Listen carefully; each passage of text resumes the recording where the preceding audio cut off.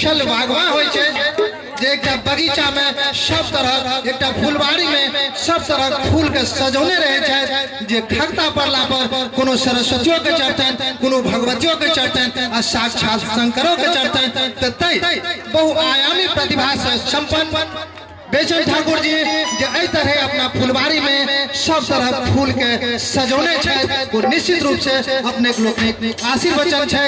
तो एक बेर जोरदार ताली से आशीर्वाद करो जी। बहुत बहुत धन्यवाद। अब हम बहुत चाहबे बेचन ठाकुर से और बउआ ब्रह्मदेव यादव से जो कहले जे कभी बेबसी ने मारा। अरे बेबसी ने मारा तो क्या मारा। मैं कहना चाहूंगा कि उल्फत न सही नफरत ही सही, आपकी उल्फत न सही नफरत ही सही, हम यह भी गवारा कर लेंगे। उल्फत न सही नफरत ही सही, हम यह भी गवारा कर लेंगे।